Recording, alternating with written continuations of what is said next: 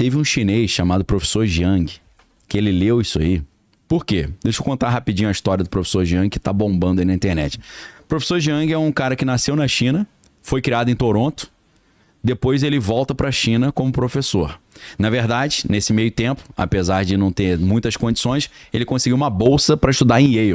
Então o cara tem uma formação numa universidade Ivy League, né? Alto nível americana. E aí o professor Jiang, ele volta para a China e começa a dar aula. Na época da pandemia, por falta de professores, ele foi desafiado a dar aula numa escola, preparando alunos chineses para ir estudar nos Estados Unidos. Você já vê que esse cara deve ter também um ladinho meio de inteligência, de espionagem, deve ter algo nesse sentido, operação psicológica, porque teoricamente, ele está preparando pequenos espiões para espionar os Estados Unidos, né? Então, o professor Jiang, o que ele fez? Ele começou a dar um curso de inglês avançado, segundo ele. Só que ele descobriu que os alunos chineses, que eram alunos de alto nível, que estavam sendo preparados para fazer faculdade nos Estados Unidos, eles tinham uma deficiência de história geral. E essa deficiência de história geral impedia que eles tivessem contexto suficiente para entender as obras de literatura. O cara vai estudar Divina Comédia, mas ele não entende como é que estava a Itália na época do Dante Alighieri. Ele está estudando... Tem contexto. Não tem o contexto. Ele está estudando Ilíada e Odisseia, mas não sabe o que era Troia, como é que era a história da Grécia, né, e tal. Então, o que ele faz? Ele cria uma série de 60 aulas de história. Desde a era glacial até a queda do Império Americano.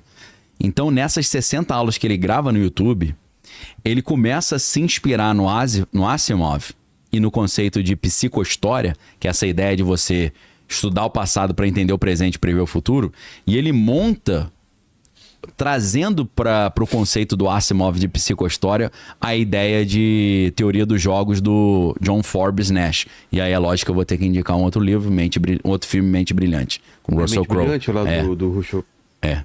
Uma Mente Brilhante. Bom pra caramba. Que é uma história verídica, né, do John Forbes Nash, que desenvolveu esse conceito aí da teoria dos jogos, que no final das contas às vezes você tem mais chance de ganhar quando você coopera com o seu inimigo do que quando você briga contra ele, quer eliminar o seu oponente. Quando você joga junto, né, a soma, em vez de ser soma zero, é ganha-ganha, né? Os dois ganham. Então, o professor Jiang, ele inventou algo novo nessas aulas de história e ele começou a vitória do Trump, fazendo essa análise. Ele previu a guerra entre Israel e Irã, que nunca tinha acontecido desde 1948. Ele previu com 1 ano de antecedência. E é claro que esse negócio de falar as coisas antes delas acontecerem me atrai muito, porque eu tenho essa meta, né? Eu exercito isso. E ele tá na mesma opinião que eu agora, dizendo que a guerra entre os Estados Unidos e o Irã, que deu uma parada, vai voltar e vai voltar bem pior. Tá? Eu também sou dessa opinião, já tinha falado isso. Então o professor Jiang, ele desenvolve essa ideia de história preditiva. O nome do canal dele no YouTube é Predictive History, e ele começa a prever coisas que estão para acontecer. E ele começa a prever coisas assim bem estranhas. Quando o Trump começou a impor essas tarifas para todo mundo, e ele sempre traz Star Wars, isso que é legal, cara. O cara tá trazendo um chinês, trazendo Asimov, né? Senhor dos Anéis, ele sempre traz isso para conversa. Ele fez algumas comparações que me deram assim um insight muito legal para usar a ficção para tentar entender a realidade. A maneira como no Star Wars, principalmente na Ameaça Fantasma, que é o episódio 1, o então senador Sheev Palpatine monta um plano altamente maquiavélico para derrubar a República e instaurar um Império Sith. Como é que ele faz isso? Eles têm ali, a República tem uma área onde eles cobram impostos para financiar a República, mas eles têm áreas de livre comércio. E as áreas de livre comércio é onde a Federação do Comércio ganha uma fortuna e não paga imposto, que é tipo uma zona franca. Qual que foi a ideia do Palpatine? Instaurar uma guerra entre a Federação do Comércio e a República, influenciando a princesa Amidala a votar, todo mundo votar a favor de quê?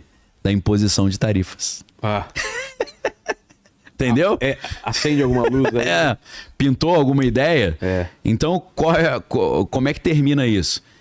Ele ele influenciando e manipulando todo mundo ali para aprovar isso, porque além de ser um senador da República, ele secretamente não só é um Sith, mas ele é também o grão-mestre da Ordem Sith. Ele é o chefão dos Sith, né?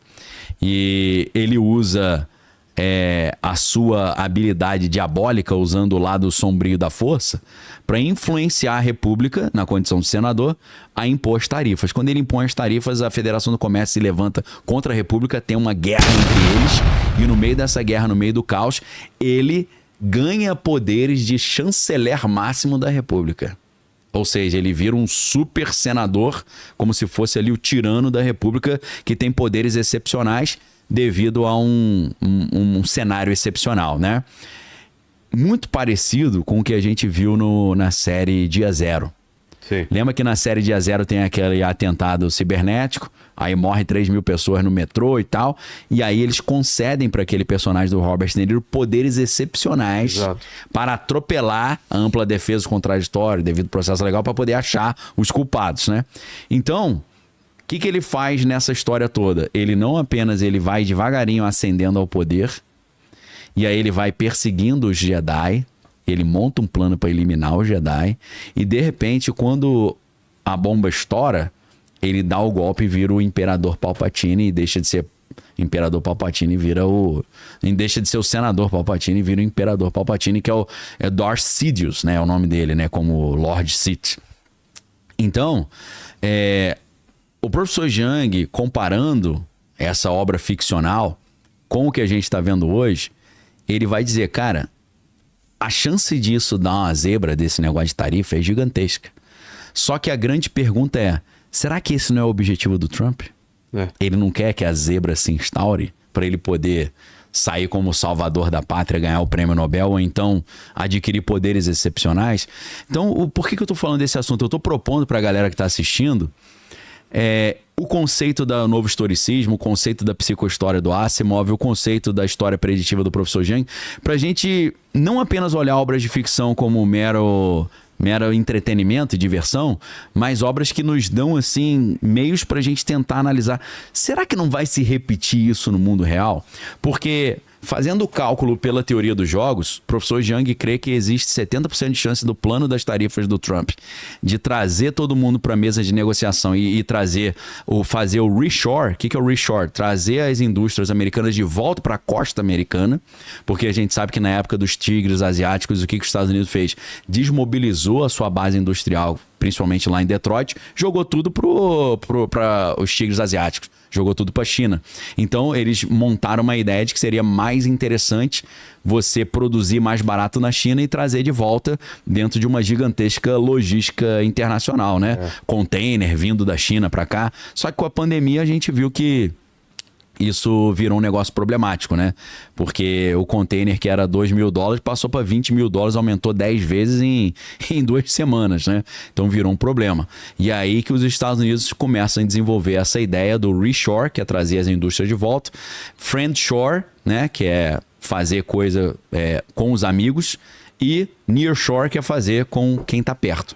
Então o Trump, com essa ideia de America First, né? As tarifas são para valorizar a América, trazer a indústria de volta para a América. Quem produzir na América não paga imposto, não paga tarifa. Para o professor Jiang, essa ideia tem 70% de chance de dar errado. Só que o professor Jiang acha que dentro do cálculo da teoria dos jogos, a ideia do Trump é ele ganhar poder, chamando todo mundo para a mesa de negociação e ele negociar com vantagem. E isso não acontecer, qual é o problema dessa estratégia do Trump?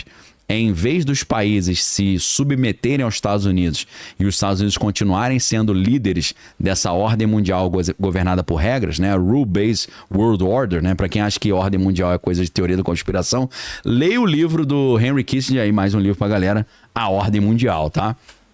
Então sempre houve ordens mundiais, inclusive outro livro interessante como... Aí eu vou falar errado, mas está quase certo. Como Sobreviver a uma Ordem Mundial em Transformação, do Ray Dalio, que é um dos bilionários lá do Bridgewater Associates, um dos maiores hedge funds do mundo. Ele estuda como é que os impérios surgem e caem. E os impérios surgem criando ordens mundiais novas, né? Antes da Primeira Guerra Mundial, a gente tinha Império Turco-Otomano, Império Austro-Húngaro. Isso tudo acabou com a Primeira Guerra Mundial. E quem sai como líder dessa nova ordem mundial, que hoje já é uma ordem antiga? Os Estados Unidos. E os Estados Unidos se consolidam como o grande líder dessa ordem mundial nova, que se chama Rules-Based World Order. Rules-Based. Ou seja, o nome da ordem mundial atual é a ordem mundial baseada em regras, comandada pelos Estados Unidos. Qual que é a lógica dessa ordem? O dólar é a moeda internacional e todo mundo tem a liberdade para usar o dólar.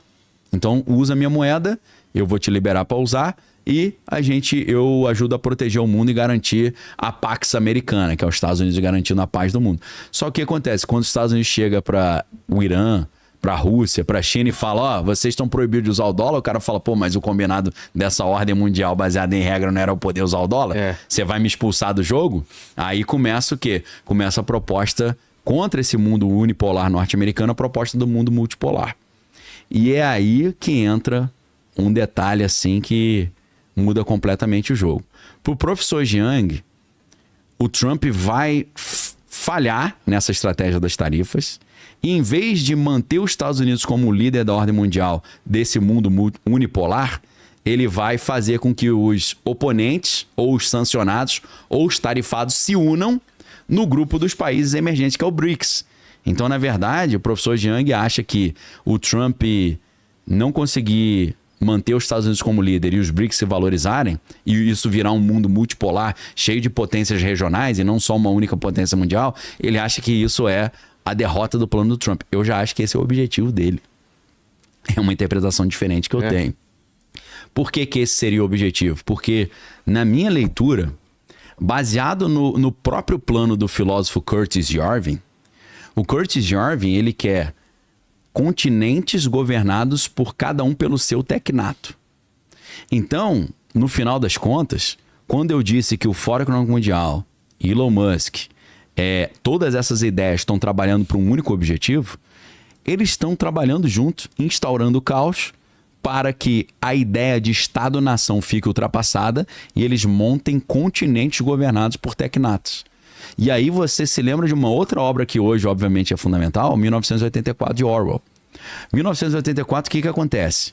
Uma guerra mundial acontece e dessa guerra mundial dos escombros surgem 3 grandes blocos.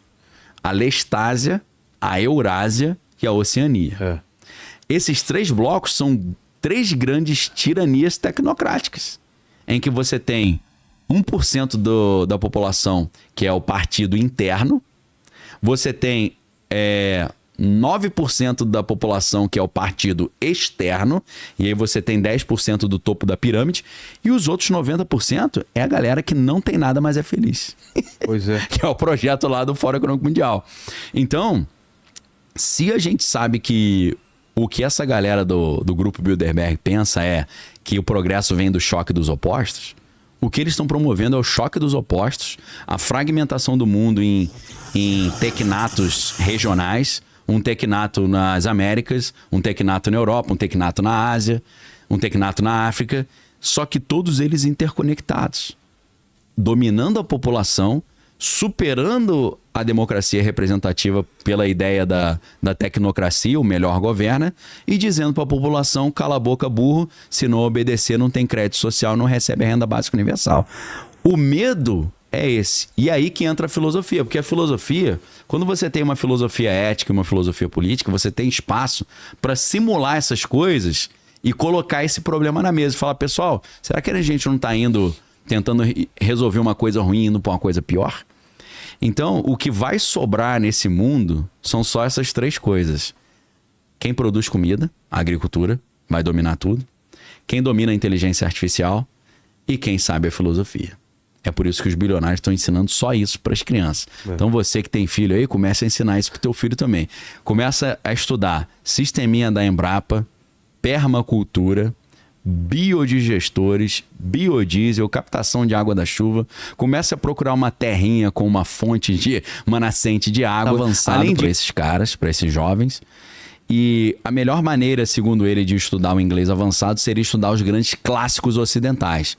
Então ele estudou com a galera Ilíada, Odisseia, Eneida, Divina Comédia, Shakespeare. Só que aí ele descobriu um grande problema. Ele descobriu que, primeiro, foi um sucesso o curso que ele deu.